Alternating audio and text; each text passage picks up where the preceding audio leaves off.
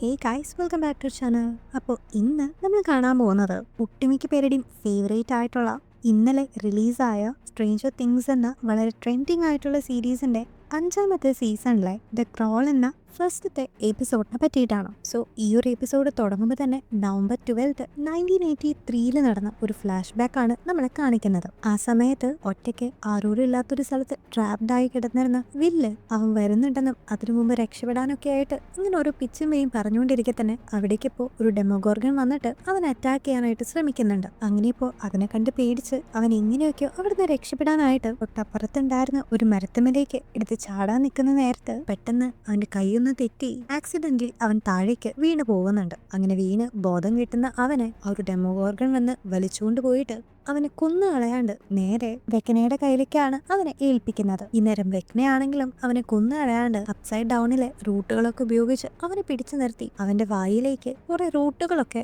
Insert ചെയ്യിപ്പിച്ചിട്ട് അതിലൂടെ എന്തോ കുറെ കാര്യങ്ങൾ അവനിലേക്ക് ട്രാൻസ്ഫർ ചെയ്യുന്നതൊക്കെ നമ്മളെ കാണിക്കുന്നുണ്ട്. അങ്ങനെ അവിടുന്ന് കട്ട് ചെയ്ത് പിന്നീട് പ്രസന്റില് നവംബർ 3 വർഷം 1987 നടക്കുന്ന കാര്യങ്ങളാണ് പിന്നീട് അങ്ങോട്ട് കാണിക്കുന്നത്. അവിടെ നമ്മുടെ മൈക്കിന്റെ വീടും കറന്റ്ലി ഇപ്പൊ അവിടെ താമസിക്കുന്ന വില്ലിനെയും ജൊനാത്തിനെയും ഒക്കെ നമ്മൾ കാണിക്കുന്നുണ്ട്. മാത്രമല്ല ഇതേ നേരം തന്നെ നമ്മുടെ മൈക്കിന്റെ അനിയത്തിയായിട്ടുള്ള ഹോളി ആകട്ടെ ഇതുവരെ മറ്റാർക്കും കാണാൻ സാധിക്കാത്ത ആരെയോ കാണുന്നതും അതിനോട് സംസാരിക്കുന്നതൊക്കെ നമ്മളെ കാണിക്കുന്നുണ്ട്. മാത്രമല്ല ഇപ്പൊ ആ ഒരു വീട്ടില് ഒരുപാട് പേര് ഒരുമിച്ച് താമസിക്കുന്ന കാരണമുണ്ട് ആൾക്കാരുടെ എണ്ണം കൂടുന്നതിനനുസരിച്ച് ചെറിയ ചെറിയ പ്രശ്നങ്ങളൊക്കെ ആ വീട്ടില് നടക്കുന്നൊക്കെ ഉണ്ടായിരുന്നു. അങ്ങനെ അതിനുശേഷം നമ്മുടെ പിള്ളേരെല്ലാരും കൂടിയിട്ട് സ്കൂളിലേക്കൊക്കെ പോകുകയാണ്. ഇതേ നേരം തന്നെ നമ്മുടെ റോബിനെ കാണിക്കുകയാണെങ്കിൽ അവളിപ്പോ ഒരു റേഡിയോ ജോക്കി ആയിട്ട് അവരുടെ 500ാമത്തെ എപ്പിസോഡ് ബെസ്റ്റ് ഫ്രണ്ട് ആയിട്ടുള്ള സ്റ്റീവിന്റെ ഒപ്പം ചേർന്നിട്ട് ടെലികാസ്റ്റ് ചെയ്തുകൊണ്ടിരിക്കുകയാണ്. റോബിനാകട്ടെ സ്ഥിരം പോലെ ബാക്കിയുള്ളവരെ എന്റർടൈൻ ചെയ്യുന്ന രീതിയിൽ ഒരുപാട് കാര്യങ്ങൾ ഇങ്ങനെ സംസാരിച്ചുകൊണ്ടിരിക്കെ തന്നെ സ്റ്റീവ് ആണെങ്കിൽ അവൾ പറയുന്ന കാര്യങ്ങൾക്കനുസരിച്ച് ഒരു ബാക്ക്ഗ്രൗണ്ട് മ്യൂസിക്കുകളൊക്കെ സെറ്റ് ചെയ്ത് കൊടുക്കുന്നുണ്ട്. അങ്ങനെ ഈ ഒരു മൊമെന്റിൽ വെച്ചിട്ട് ഹോക്കിൻസ് ഇപ്പൊ പഴയ പോലെയല്ലെന്നും ഹോക്കിൻസ് മുഴുവനും ഇപ്പൊ മിലിറ്ററി കൺട്രോളിന് അടിയിലാണെന്നും അവിടേക്ക് ഒരാൾക്ക് കയറണമെങ്കിൽ പോലും അവരുടേതായിട്ടുള്ള സേഫ്റ്റി ചെക്കപ്സ് ഒക്കെ നടത്തിയിരിക്കണമെന്നും ഇങ്ങനെ പുറത്തുനിന്ന് ഒരാൾക്ക് പെട്ടെന്നൊന്നും ഹോക്കിൻസിലേക്ക് കയറാനോ ഇതിനകത്തുള്ള ആൾക്കാർക്ക് പെട്ടെന്ന് പുറത്തേക്ക് പോകാനൊന്നും സാധിക്കില്ലെന്നുള്ള കാര്യങ്ങളൊക്കെ അവളിപ്പോൾ റിവീൽ ചെയ്യുന്നുണ്ട്. മാത്രമല്ല കഴിഞ്ഞ സീസണിൽ ഉണ്ടായിരുന്ന ആ ഒരു ബ്രിഡ്ജൊക്കെ ഇപ്പൊ മിലിറ്ററി മെറ്റൽ ഷീറ്റ്സ് വെച്ചിട്ട് കംപ്ലീറ്റ്ലി കവറൊക്കെ ചെയ്തിട്ടുണ്ട്. മാത്രമല്ല അവരവരുടേതായിട്ടുള്ളൊരു ബേസ് അവിടെ പണിതുയർത്തുകയും ചെയ്തിട്ടുണ്ടായിരുന്നു. അവിടെയായിട്ട് അപ്സൈഡ് ഡൗണിലേക്കുള്ള ആ ഒരു ഗേറ്റും നമ്മളെ കാണിക്കുന്നുണ്ട്. അതായത് ചുരുക്കി പറഞ്ഞ ഹോക്കിൻസ് മുഴുവനും ഒരു ലോക്ക്ഡൌൺ പോലെയായിരുന്നു. അങ്ങനെ നമ്മുടെ റോബിൻ ഈ കാര്യങ്ങളൊക്കെ പറഞ്ഞുകൊണ്ടിരിക്കെ തന്നെ പെട്ടെന്ന് ആ ഒരു റേഡിയോ സിഗ്നൽ ഇന്ററപ്റ്റ് ആവുകയും അവർക്ക് എത്ര നോക്കിയിട്ടും അത് ശരിയാക്കാൻ പറ്റാണ്ടും ആവുമ്പോൾ സ്റ്റീവ് ഇപ്പോൾ നേരെ ഡസ്റ്റിനെ വിളിച്ചിട്ട് അവന്റെ ഹെൽപ്പ് ചോദിക്കുന്നുണ്ടെങ്കിലും ഡസ്റ്റിൻ അവർ റിജക്ട് ചെയ്യാണ് ചെയ്യുന്നത്. മാത്രമല്ല ഡസ്റ്റിന്റെ ക്യാരക്ടർ ഇപ്പൊ ആകെ മാറിയതായിട്ടും അവനാകെ ഡിസ്റ്റർബ്ഡ് ആയിട്ട് പെരുമാറുന്നതും ശ്രദ്ധിക്കാട്ടോ. അങ്ങനെ ഡസ്റ്റിനാകട്ടെ ഈ സമയത്ത് അവന്റെ സ്കൂളിലേക്ക് ഹെൽത്ത് ഫെയറിന്റെ ടീഷർട്ടൊക്കെ ഇട്ട് വരുമ്പോൾ അതൊന്നും കണ്ട് ഇഷ്ടപ്പെടാത്ത കുറച്ച് ബുള്ളീസ് ചേർന്ന് അവനെ അറ്റാക്ക് ചെയ്യുന്നുണ്ട്. പക്ഷെ ഇതേ നേരത്തെ തന്നെ ലൂക്കസും മൈക്കും അവിടേക്ക് വന്നിട്ട് ഈ ചെയ്യാൻ വരുന്നവരോട് 2 വർത്താനം പറയുകയും അവർ അങ്ങനെ നമ്മുടെ ഡസ്റ്റിനെ പിന്നെ എടുത്തോളാം എന്നുള്ളൊരു മുഖഭാവം ഇട്ടിട്ട് അവിടെ നിന്ന് പോവുകയും ചെയ്യുന്നുണ്ട്. അങ്ങനെ അതിനുശേഷം മൈക്ക് ലൂക്കസും കൂടി ഡസ്റ്റിന്റെ അടുത്ത് നീ ഇങ്ങനെ അനാവശ്യമായിട്ട് ഓരോ കാര്യങ്ങളൊക്കെ ചെയ്ത് വെറുതെ പണി ഉണ്ടാക്കി വെക്കരുതെന്നും ഒതുങ്ങി ജീവിച്ചു പോകാനൊക്കെ അവൻ ഉപദേശിക്കുമ്പോൾ അതൊന്നും ഇഷ്ടപ്പെടാണ്ട് അവൻ വളരെയധികം ദേഷ്യപ്പെട്ട് വളരെ ഡിഫറെന്റ് ആയിട്ട് പെരുമാറുന്നൊക്കെ കണ്ട് അന്തം വിട്ട് നിൽക്കാണ് ലൂക്കസും മൈക്കും. ഇതേ നേരം തന്നെ ആ ഒരു സ്കൂളിൽ ഇപ്പൊ നമ്മുടെ ലെവന്റെ മിസ്സിംഗ് ആയിപ്പോയ ഒരു നോട്ടീസ് ഒട്ടിച്ചു വെച്ചിരിക്കുന്നത് നമ്മളെ കാണിക്കുന്നുണ്ട്. ഇതേ നേരം ലെവനാണെങ്കിൽ എങ്ങോട്ടോ ഓടുന്നതും മിലിറ്ററി അവൾക്ക് പുറകിലായിട്ട് അവളെ ചേസ് ചെയ്യുന്നതും നമ്മളെ കാണിക്കുന്നുണ്ട്. അങ്ങനെ ഒരു മൊമെന്റിൽ ഇപ്പൊ ഒരു പോലീസുകാരൻ വന്നിട്ട് അവളെ വെടിവെച്ച് വീഴ്ത്തുകയും പക്ഷെ അവളുടെ അടുത്ത് ചെന്ന് നോക്കുമ്പോൾ അത് ശരിക്കും ലെവൻ അല്ലെന്നും മറ്റേതൊരു കുട്ടിയാണെന്നും അവർക്ക് മനസ്സിലാവുകയും ചെയ്യുന്നുണ്ട്. സോ ഇതിലൂടെ തന്നെ മിലിറ്ററി മുഴുവനും ഇപ്പോൾ ലെവന്റെ പുറകിലാണെന്നുള്ള കാര്യം ഇപ്പൊ റിവീൽഡ് ആകുന്നുണ്ട്.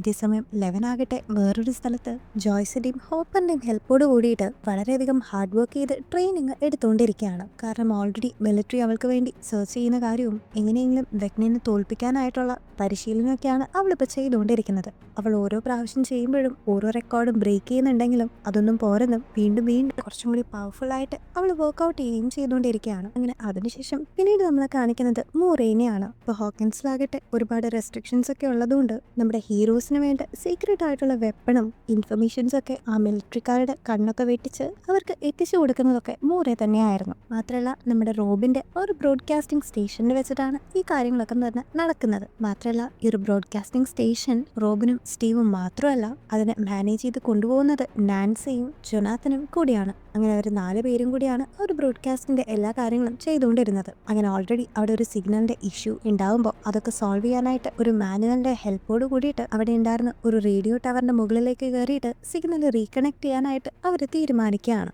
അങ്ങനെ അവിടെ വെച്ച് സ്റ്റീവ് ഈ ഒരു ടവറിന്റെ മേലെ കയറി സിഗ്നൽ ശരിയാക്കാനായിട്ട് തീരുമാനിക്കുന്നുണ്ടെങ്കിലും നാൻസിയെ എങ്ങനെയെങ്കിലും ഇംപ്രസ് ചെയ്യാൻ വേണ്ടിയിട്ട് അത് വേണ്ടെന്നും താൻ ഒറ്റയ്ക്ക് കയറിക്കൊള്ളാനും ജൊനാഥൻ പറയാണ്. അങ്ങനെ പിന്നീട് 2 പേരും കൂടി നാൻസിയെ എങ്ങനെയെങ്കിലും ഇംപ്രസ് ഒക്കെ ചെയ്യണമെന്ന് വിചാരിച്ച് ഒരു മത്സരമാക്കി എടുത്ത് ആ ഒരു ടവറിന് മീതിയിലേക്ക് കയറുകയും അവിടെ ഉണ്ടായിരുന്ന ട്രബിളൊക്കെ റീകണക്ട് ചെയ്ത് സിഗ്നൽ തിരിച്ചു കൊണ്ടുവരികയും ചെയ്യുന്നുണ്ട്. അങ്ങനെ ഈ ഒരു കാര്യം പറയാനായിട്ട് അവർ നാൻസിയെ നോക്കുമ്പോഴാണ് അവിടേക്ക് മുറയെ വന്നിരിക്കുന്നതും അവർ അറിയുന്നത്. അങ്ങനെ പിന്നീട് അവർ താഴേക്കിറങ്ങി മുറയെ കാണുമ്പോഴാണ് അന്ന് രാത്രി കുറെ സപ്ലൈസ് ഒക്കെ മിലിറ്ററിക്കാർ ഓർഡർ ചെയ്തിട്ടുണ്ടെന്നും കാരണം എന്തോ ഒരു മിഷന്റെ ഭാഗമായിട്ട് ഇന്ന് രാത്രി ആ ഒരു ഗേറ്റ് ഓപ്പൺ ചെയ്യാനായിട്ട് മിലിറ്ററിക്കാർ തീരുമാനിച്ചിരിക്കുകയാണെന്നും എന്ന ആ ഒരു സീക്രട്ട് ആയിട്ടുള്ള ഇൻഫർമേഷൻ ഇപ്പോൾ മൂറെ അവർക്ക് 4 പേർക്കും പറഞ്ഞു കൊടുക്കുന്നുണ്ട്. ഇതേ നേരം ഡസ്റ്റിനാകട്ടെ നേരത്തെ അവൻ ബുള്ളി ചെയ്ത ആ ഒരു ബുള്ളീസിനിട്ട് ഒരു പണി കൊടുക്കാനായിട്ട് നേരെ സയൻസ് ലാബിൽ ചെന്നിട്ട് അവിടെ ഉണ്ടായിരുന്ന ഒരു സ്നേക്കിനെ പിടിച്ച് ആ ഒരു ബുള്ളിയുടെ ലോക്കറിലേക്ക് ഇട്ട് വെക്കുകയും അവനെ പേടിപ്പിക്കുകയും ചെയ്യുന്നുണ്ട്. ഇതേ നേരം ഈ ഒരു ഇൻഫർമേഷനൊക്കെ കിട്ടിയിട്ട്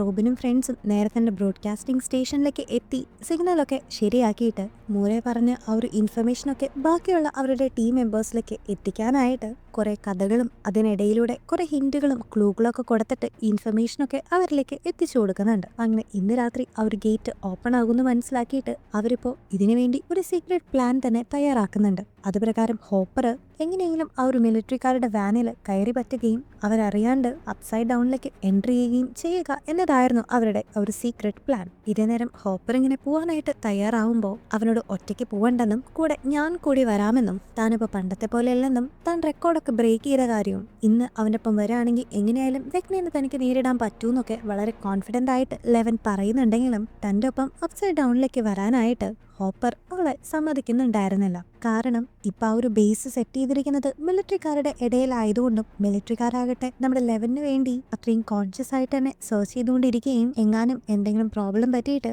ലെവനെ അവർ പിടികൂടുകയും ചെയ്ത അവരുടെ പ്ലാനുകളെല്ലാം തെറ്റിപ്പോകുന്നും അവനിപ്പോൾ ലെവനെ പറഞ്ഞ് മനസ്സിലാക്കാൻ നോക്കുന്നുണ്ടെങ്കിലും അവളാകട്ടെ തന്നെ വീണ്ടും വീണ്ടും കൊണ്ടുപോകാനായിട്ട് ആവശ്യപ്പെടുകയും ഹോപ്പർ അത് റിജക്ട് ചെയ്യുകയും ചെയ്യുന്നുണ്ട്. ഇതേ നേരം മൈക്കിനെയും വില്ലിനെയും ഒക്കെ കാണിക്കുകയാണെങ്കിൽ അവരും ഈ ഒരു പ്ലാൻ എക്സിക്യൂട്ട് ചെയ്യാനായിട്ടുള്ള എല്ലാ കാര്യങ്ങളും തീരുമാനിച്ചുകൊണ്ടിരിക്കെ തന്നെ വില്ലിന് വളരെ സ്ട്രേഞ്ച് ആയിട്ടുള്ള ഒരു ഇല്യൂഷൻ പോലെ വരികയും അവന് ചുറ്റുമുള്ള സ്കൈ ഒക്കെ പെട്ടെന്ന് റൊട്ടേറ്റ് ചെയ്യുന്നതായിട്ട് അവന് ഫീൽ ചെയ്യുകയും വളരെ സ്ട്രേഞ്ച് ആയിട്ടുള്ള ഒരു ഇമോഷനിലൂടെ അവൻ കടന്നു പോവുകയും ചെയ്യുമ്പോൾ അവൻ്റെ ഫ്രണ്ട്സ് ഇപ്പോൾ അവൻ്റെ അടുത്തേക്ക് വന്നിട്ട് അവൻ എന്താ പറ്റിയെന്നും അവൻ ഓക്കെ അല്ലെന്നൊക്കെ ചോദിക്കുന്നുണ്ട്. ഇതേ നേരം ഇതിനു മുമ്പ് വരെ തനിക്ക് തോന്നാത്ത എന്തോ ഒരു സ്പെഷ്യൽ ആയിട്ടുള്ള സെൻസേഷൻ തനിക്കിപ്പോൾ ഫീൽ ചെയ്തു എന്നും അതിനർത്ഥം വെഗ്ന തിരിച്ചു വരാൻ സമയമായിരിക്കുകയാണെന്നും വില്ലിപ്പോൾ പറയുന്നുണ്ട്. അങ്ങനെ അതിനുശേഷം അവിടുന്ന് സീൻ കട്ട് ചെയ്ത് പിന്നീട് സ്കൂളിൽ പഠിക്കുന്ന നമ്മുടെ ഹോളി കാണിക്കുകയാണെങ്കിൽ അവളിപ്പോൾ സ്കൂളിൽ വെച്ച് അവളിങ്ങനെ ഒറ്റയ്ക്കൊരു സ്ഥലത്ത് മാറി നിന്ന് തൻ്റെ ഇമാജിനറി ആയിട്ടുള്ള ഒരു ഫ്രണ്ടിനോട് സംസാരിക്കുന്നൊക്കെ കാണുന്ന അവളുടെ ടീച്ചറിന് എന്തോ വളരെ ഡൗട്ടൊക്കെ തോന്നുന്നുണ്ട്. ഇതേ നേരം ആ ഒരു മിലിറ്ററിക്കാരിൽ ഒരാളിപ്പോൾ ബേസിലുണ്ടായിരുന്ന ആ ഒരു സീക്രട്ട് ക്യാമ്പിലേക്ക് കയറുകയും അവിടെ ടെസ്റ്റ് എക്സ്പെരിമെന്റ്സ് ഒക്കെ ചെയ്തുകൊണ്ടിരുന്ന ഡോക്ടറിനെ കണ്ടിട്ട് തനിക്ക് ലെവനെ പിടിക്കാൻ സാധിച്ചില്ലെന്നും ഇന്ന് അവൾ മിസ്സായി പോയെന്നൊക്കെ പറയുമ്പോൾ എങ്ങനെയെങ്കിലും അവളെ പിടിച്ചുകൊണ്ട് വരാനായിട്ട് പറയാണ് ഡോക്ടർ. ഇതേ നേരം തന്നെ ആ ഒരു ലാബിൽ ആ ഒരു ഡെമോഗോർഗൻസിനെ വെച്ചിട്ടൊക്കെ ഒരുപാട് എക്സ്പെരിമെന്റ്സ് ഇപ്പോഴും കണ്ടക്റ്റഡ് ആയിക്കൊണ്ടിരിക്കുന്ന കാര്യം നമ്മളെ കാണിക്കുന്നുണ്ട് കേട്ടോ. ഇതേ നേരം കോമയിലുണ്ടായിരുന്ന മാക്സിന്റെ അടുത്ത് ഇരിക്കുകയായിരുന്നു ലൂക്കസും വില്ലും. അതേ ഹോസ്പിറ്റലിൽ വെച്ചിട്ട് തന്നെ അവിടെ ഉണ്ടായിരുന്ന ഒരു നേഴ്സുമായിട്ട് റിലേഷൻഷിപ്പിലായിരുന്നു റോബിൻ. അങ്ങനെ ഇപ്പോൾ റോബിൻ അവിടേക്ക് വന്നിട്ട് ആ ഒരു നേഴ്സുമായിട്ട് വളരെ ഇന്റിമേറ്റ് ആയിട്ട് നിൽക്കുന്നത് കാണുന്ന വില്ലിന് ആകെ ഞെട്ടിയിട്ട് പെട്ടെന്ന് വില്ല് അവിടെ നിന്ന് ഓടി പോകുന്നുണ്ട്. അവിടുന്ന് സീൻ വീണ്ടും കട്ട് ചെയ്ത് ഇപ്പൊ ഡസ്റ്റിനെ കാണിക്കുകയാണെങ്കിൽ അവനിപ്പോൾ നേരെ എഡിയുടെ കല്ലറയുടെ അവിടെ ചെന്നിട്ട് അവിടെ എത്തുമ്പോൾ അവന്റെ കല്ലറയുടെ മുമ്പിലായിട്ട് ബേൺ ഇൻ ഹെൽ എന്നൊക്കെ ചോര കൊണ്ട് ആരും എഴുതിയിരിക്കുന്നത് അവൻ ശ്രദ്ധിക്കുന്നുണ്ട്. തൊട്ടടിയിലായിട്ട് അവൻ ആ ഒരു ബുള്ളിയുടെ ലോക്കറിൽ കൊണ്ട് വെച്ചിട്ടുണ്ടായിരുന്ന ആ ഒരു സ്നേക്കിനെയും കാണുമ്പോൾ ആ ബുള്ളീസ് തന്നെയാണ് അതിന്റെ പുറകിൽ നിന്ന് അവൻ മനസ്സിലാക്കുന്നുണ്ട്. തൊട്ട് പിന്നാലെ തന്നെ ആ ഒരു ബുള്ളീസ് എല്ലാവരും കൂടി ചേർന്നിട്ട് പാവം നമ്മുടെ ഡസ്റ്റിനെ അടിച്ച് അവനെ അറ്റാക്ക് ചെയ്ത് അവശ നിലയിലാക്കുന്നുണ്ട്. ഇതേ നേരം തന്നെ പ്ലാനിന്റെ ഭാഗമായിട്ട് അവന്റെ ഫ്രണ്ട്സ് എല്ലാവരും അവൻ ഒരുപാട് കോണ്ടാക്ട് ചെയ്യുന്നുണ്ടെങ്കിലും അവൻ ഫോൺ എടുക്കാത്തതുകൊണ്ട് ഇവനിത് എവിടെ പോയി നിന്ന് അവർ ആലോചിക്കുന്നുണ്ടായിരുന്നു. അങ്ങനെ ഇരിക്കെ തന്നെയാണ് അവിടേക്ക് ഇപ്പോൾ ലെവനും ഹോപ്പറും എല്ലാവരും എത്തുന്നത്. അങ്ങനെ ഈ ഒരു സമയത്ത് ലെവനെ കാണുന്ന മൈക്ക് ഓടിച്ചെന്ന് അവളുടെ അടുത്തെത്തുകയും അവർ രണ്ടുപേരും റീയൂണൈറ്റ് ചെയ്യുകയും ചെയ്യുന്നുണ്ട്. അങ്ങനെ അതിനുശേഷം അവർ ഓരോരുത്തരും അവരുടെ ഡ്യൂട്ടീസിലേക്ക് കടക്കുന്നുണ്ട്. ഇപ്പൊ ഡസ്റ്റിൻ ഇല്ലാത്തതുകൊണ്ട് ജൊനാത്തനാണ് സൈഡ് ഡൗണിൽ വെച്ചിട്ട് ഇവരെ കണക്ട് ചെയ്യാനായിട്ട് വേണ്ട സിഗ്നലൊക്കെ ശരിയാക്കി കൊടുക്കുന്നതും സ്റ്റീവാണ് ഒരു കണക്ഷൻ മെയിൻറ്റെയിൻ ചെയ്യാനായിട്ടുള്ള വണ്ടിയൊക്കെ ഓടിക്കുന്നതും. ഇതേ നേരം മൈക്കും ലൂക്കസും കൂടിയിട്ട് നിരന്തരമായിട്ട് അവർ ആർമീനെ മോണിറ്റർ ചെയ്തുകൊണ്ടിരിക്കുകയാണ്. അങ്ങനെ എല്ലാവരും നോക്കി നിൽക്കെ തന്നെ ആ ഒരു സ്ഥലത്തേക്ക് ഇപ്പോൾ 4 പ്രത്യേക വാനുകൾ എൻട്രി ചെയ്യുകയും അതിൽ ഒരു വാനിൽ നിന്നിട്ട് പ്രത്യേകതരം സ്യൂട്ടൊക്കെ ഇട്ട 2-3 ബേണേഴ്സ് ഇറങ്ങിയിട്ട് അപ്സൈഡ് ഡൗണുമായിട്ട് കണക്റ്റഡ് ആകുന്ന ആ ഒരു ഗേറ്റ് ഇപ്പോൾ അവർ തീ വെച്ച് നശിപ്പിക്കുകയും ചെയ്യുന്നുണ്ട്. അങ്ങനെ ഇതേ ഒരു ഗ്യാപ്പിന് അവിടെ ആർമിക്കാർ ആരുമില്ലെന്ന് ഉറപ്പുവരുത്തിയതിനു ശേഷം ഹോപ്പർ ഇപ്പോൾ അതിലുണ്ടായിരുന്ന ഒരു ട്രക്കിലേക്ക് കയറി ഇരിക്കുകയും ചെയ്യുന്നുണ്ടായിരുന്നു. അങ്ങനെ അപ്സൈഡ് ഡൗണിലേക്ക് കയറിയിട്ട് കുറച്ചു നേരം എല്ലാ കാര്യങ്ങളും ഓക്കെ ആയിട്ട് സ്മൂത്ത് ആയിട്ട് മൂവ് ചെയ്ത് പോയെങ്കിലും പെട്ടെന്ന് അവിടെ ഉണ്ടായിരുന്ന എല്ലാ വാനുകളും തമ്മിൽ കൂട്ടിയിടിച്ചിട്ട് അവർ തമ്മിൽ കണക്ട് ചെയ്തിട്ടുണ്ടായിരുന്ന ആ ഒരു സിഗ്നൽ ഇപ്പൊ കട്ടായി പോവുകയും ചെയ്യുന്നുണ്ട്. തൊട്ടു പിന്നാലെ തന്നെ ഒരു ഡെമോഗോർഗൻ ഇപ്പൊ അവിടേക്ക് വന്നിട്ട് ആ ഒരു വാനുകളെ എല്ലാത്തിനെയും അടിച്ച് തെറിപ്പിച്ച് അതിലുണ്ടായിരുന്ന എല്ലാവരെയും കൊന്നുകളയുകയും ചെയ്യുന്നുണ്ട്. നമ്മുടെ ഹോപ്പർ അടങ്ങിയിരിക്കുന്ന ആ ഒരു വാൻ ഇപ്പോൾ അതിലുണ്ടായിരുന്ന ഡ്രൈവർ വളരെ സ്പീഡിൽ ഇപ്പോൾ അവിടെ നിന്ന് ഓടിച്ച് വിടുന്നുണ്ടെങ്കിലും ആ ഒരു ഡെമോഗോർഗൻ വീണ്ടും അവിടെ എത്തിയിട്ട് ആ ഒരു ഡ്രൈവറിനെ കൊന്നുകളയുന്നതും ഇതിനൊക്കെ ഇടയിൽ